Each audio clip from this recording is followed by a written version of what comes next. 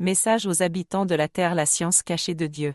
Vous qui cherchez à comprendre les mystères de l'univers, écoutez.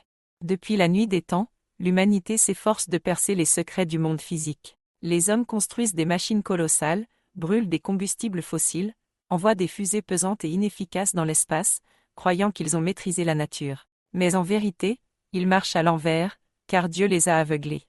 Il est écrit.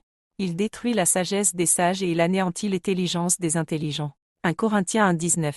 Les hommes de science de ce monde croient avoir compris l'énergie, mais ils ignorent que l'univers est régi par la résonance, l'ordre divin inscrit dans la création.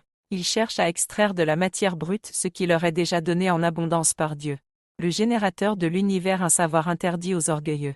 Il existe une manière simple de produire de l'énergie infinie, une compréhension des lois naturelles qui permettent les voyages spatiaux sans carburant. Cette science, pourtant évidente, est cachée aux puissants de ce monde, car Dieu ne permet pas aux semeurs de mort d'accéder à la vie.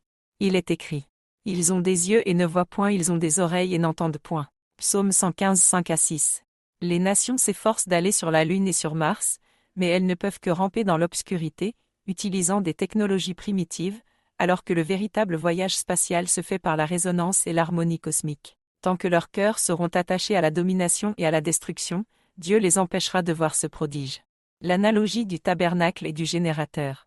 Dans l'Ancien Testament, Moïse reçut l'ordre de construire le tabernacle selon un plan précis donné par Dieu, Exode 25, 8-9. Tout était réglé selon des mesures parfaites, car Dieu construit selon l'ordre divin, non selon le chaos des hommes. De même, un générateur basé sur la résonance fonctionne uniquement lorsqu'il est en accord avec l'univers. S'il est mal construit, il ne produit rien, mais s'il entre en résonance, son énergie explose, multipliée par un facteur que les hommes ignorent. Ainsi, la loi divine régit la matière, tout comme elle régit l'esprit. Celui qui comprend ce principe comprend aussi les Écritures et l'ordre de la création. Pourquoi l'homme ne peut-il pas comprendre? Dieu a mis un voile sur les nations. Comme il est écrit. Dieu les a livrés à un esprit dépravé, de sorte qu'ils font ce qui est indigne. Romains 1, 28. Les nations ont été livrées à l'illusion du progrès, mais leur savoir est une folie, car il est fondé sur la destruction et non sur l'harmonie. Ils détruisent la terre, massacrent les peuples, pillent les ressources, et maintenant ils veulent conquérir l'espace avec leur esprit de domination. Dieu ne leur permettra pas, car ils ne savent que détruire, et non construire en accord avec la loi universelle.